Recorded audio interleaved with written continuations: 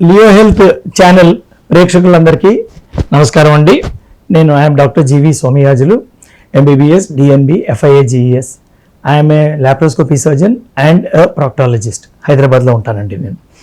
ఇవాళ నేను మాట్లాడడం కోసం అయితే what is health, what is good health and what are the yardsticks, దీన్ని కొలబద్ద ఏమిటి, మనం కొలవడం కోసం ఏమిటి, how do you determine what is health, దీని మీద మాట్లాడదాం అని చెప్పి enlightenment for educational purpose. Health is a state of well being which includes physical, mental and spiritual health. Physical అంటే శారీరకంగా మనం బాగుండాలి. వరల్డ్ హెల్త్ ఆర్గనైజేషన్ చేసిన డెఫినేషన్ అంటే ఇది. శారీరకంగా బాగుండాలి, మెంటల్ మైండ్లో బాగుండాలి, స్పిరిచువల్ ఎన్లైట్మెంట్గా స్పిరిచువల్గా ఉండాలి. దీంతో ఇంకొకటి కలపచ్చండి మనము, ఎమోషనల్ వెల్ బీయింగ్. ఎమోషన్గా మనకి ఇప్పుడు ఈ కాలంలో ఏమైపోయిందంటే ఎమోషనల్ డిస్టర్బెన్స్ చాలా ఎక్కువ వచ్చింది. రకరకాల ఏజ్ గ్రూపుల్లో మనం ఎమోషనల్ డిస్టర్బెన్సెస్ చూస్తూ ఉంటాం. సో ఈ 4 పారామీటర్స్ కలిపే ఉంటాయి. అన్నీ ఉంటే పాజిటివ్ హెల్త్ అంటాం. వీటిలో ఏదైనా తక్కువ ఉంటే దీన్ని నెగిటివ్ హెల్త్ అంటాం. అంటే అప్పుడు if there is a absence of disease you are called healthy, ఇది ఇంకొక డెఫినేషన్.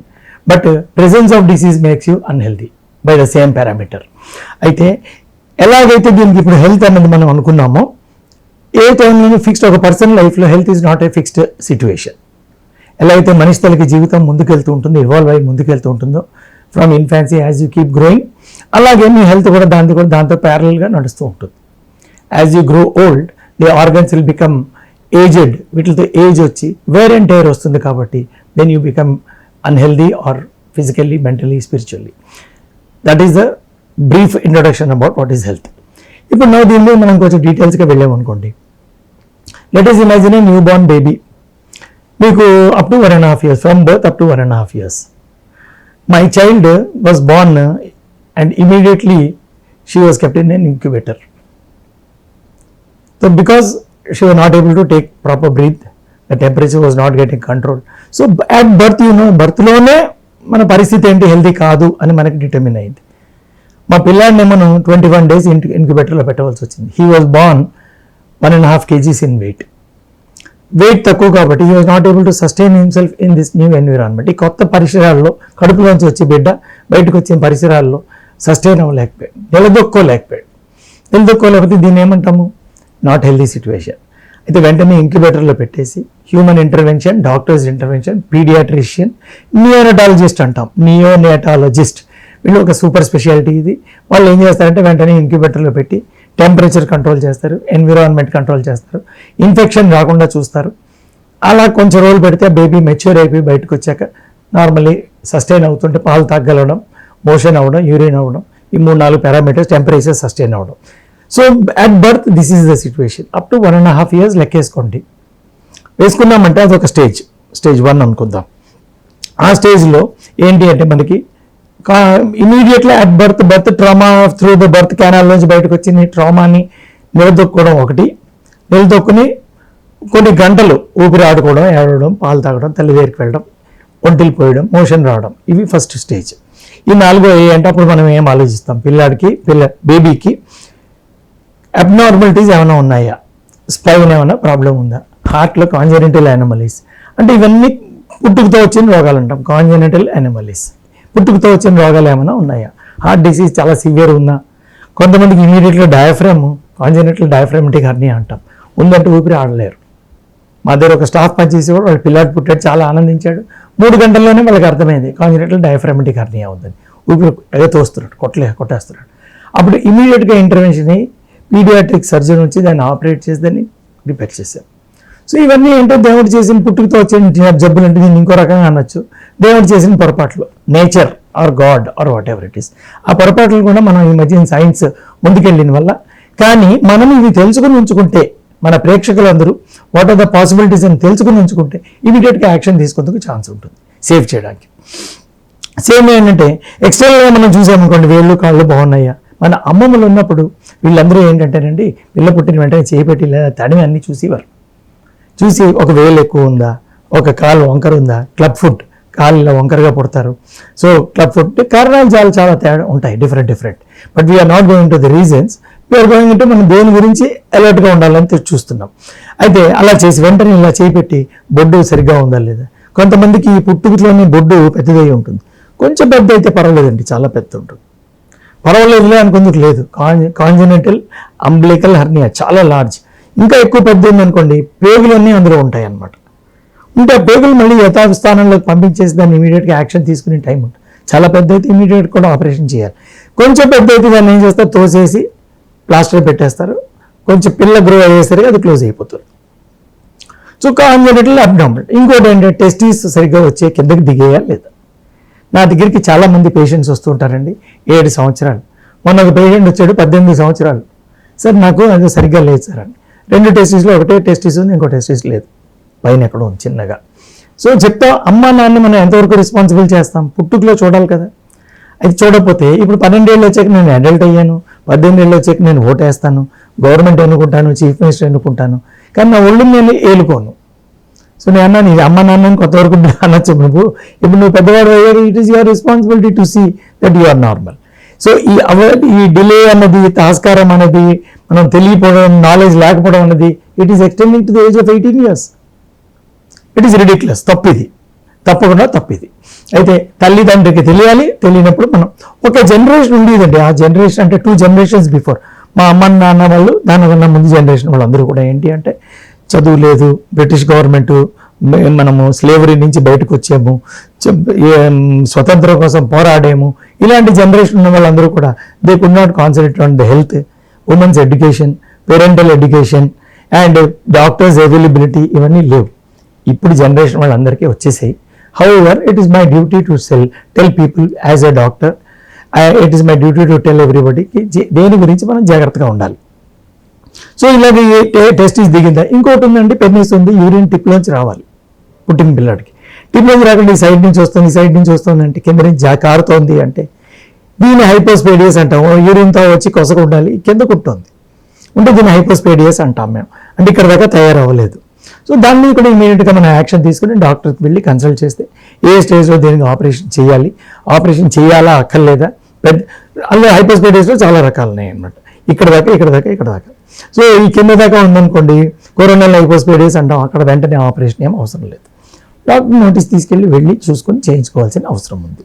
సో కార్డియాక్ అబ్నార్మాలిటీస్ చెప్పానండి, రెస్పిరేటరీ అబ్నార్మాలిటీస్ చెప్పాను, న్యూరలాజికల్, పిల్లాడు చూస్తున్నాడా బాగా లేదా, మనం చిటికి వేస్తే రెస్పాండ్ అవుతున్నాడా లేదా, అతని పేరు అయినా పెడతాం అలాగైనా, సౌండ్కి చూస్తున్నాడా లేదా, కలర్ విజన్ అంటే విజన్ సరిగా ఉందా లేదా, ఒక్కసారి అలా మనం కర్సరీ గ్లాన్స్, డాక్టర్స్ చూస్తారు హాస్పిటల్లో. మన రెయిన్బో హాస్పిటల్లో, పీడియాట్రిక్ హాస్పిటల్లో వెళ్ళామంటే, అంకురాల బట్టలు పుట్టామంటే వాళ్ళన్నీ చెక్ చేస్తారు. ఇంట్లో మ్యాక్సిమం డెలివరీస్ అవుతుంటాయి విలేజెస్లో. సో ఇక్కడ మనం తెలియవలసిన అవసరం అందరికీ. అయితే ఇది ఇమీడియట్గా పుట్టి 1.5 years దాకా పిల్లాడుతాయి. ఆహారం తింటున్నాడా లేదా, మోషన్ ఫ్రీగా వస్తుందా లేదా, లెట్రిన్ తావు సరిగ్గా తయారైందా లేదా, కన్నం ఓపెనింగ్ ఉందా లేదా, vision, these are the very cursory things. ఇవి కానీ బాగున్నాయి అనుకుంటే హెల్త్. సో ఇందులో జనరల్గా ఇందులో ఏది కూడా ఏమైనా ఫాల్ట్ ఉందని డౌట్ వస్తే 2Dకి వచ్చేస్తాం, హార్ట్కి, బ్రెయిన్కి చెక్ చేస్తాం, సిటీ స్కాన్ చేస్తాం. వెన్నుపూస ఇలా వేలిపెట్టి ఎక్కడ గ్యాప్ ఉందా లేదా కూడా చూసుకోవడం చాలా అవసరం. న్యూరలాజికల్ అబ్నార్మాలిటీస్ ఉంటాయి. నెక్స్ట్ ఇది స్టేజ్ 1 అనుకుందామండి. సెకండ్ మనము 1.5 years నుంచి 5 to 6 years దాకా వేసుకోండి.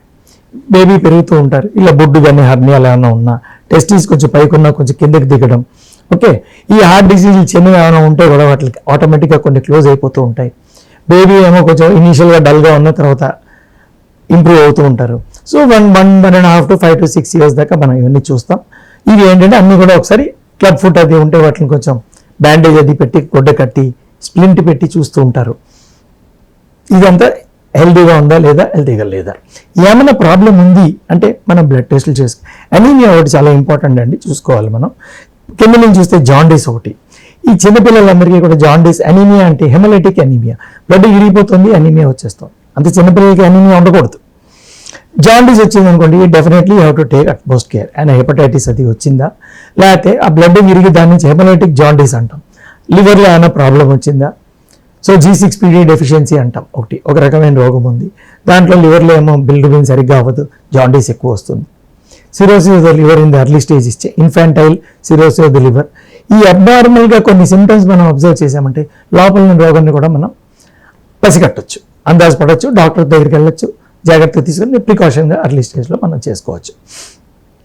నెక్స్ట్ ఏంటంటే 10 years దాకా, 10 years అంటే 5 to 10 years అని వేసుకోండి. Next stage 3.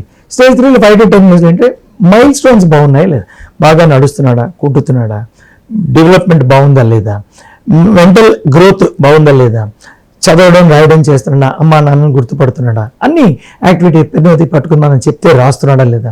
ఒకటి మెంటల్, ఒకటేమో కార్డియాక్ ఏం తెలుస్తుంది, నడుస్తున్నాడు, పరిగెడుతున్నాడు, చేస్తున్నాడు మిగిలిన పిల్లలతో పాటు. Go with the crowd. అందుకే మనం గ్రూప్లో ఉండాలి. మన కమ్యూనిటీలో ఉండవలసిన యానిమల్ మనం. అందరితో కలిసి సోషల్ యానిమల్ అంటాం, human being.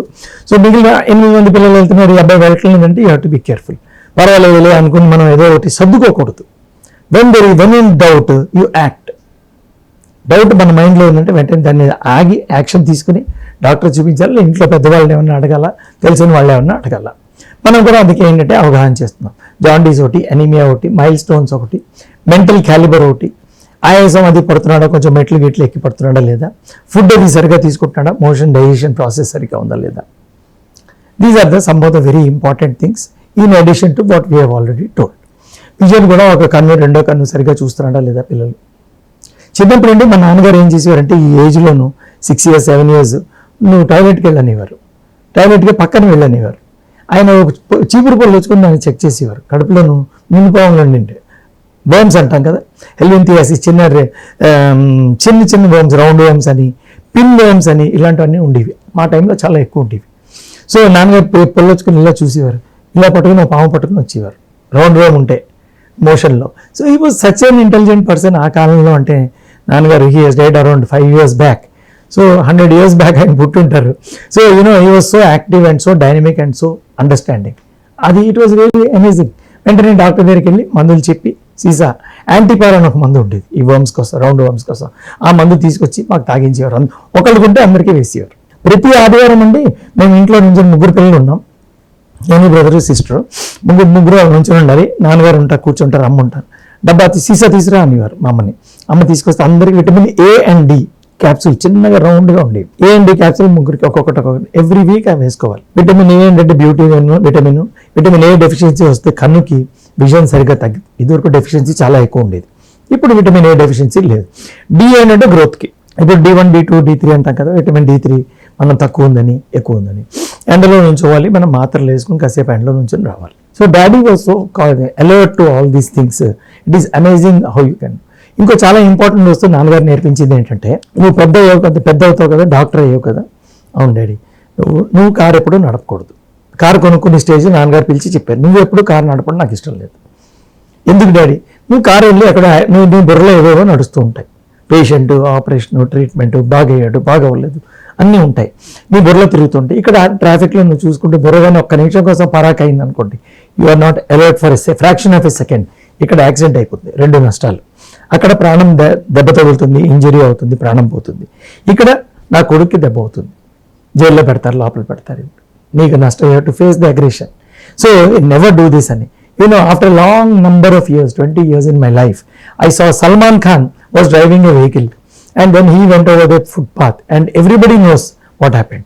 We had around 5 to 6 people who died. Arguru chanipoyaru. So these are you need an alert parent who knows everything.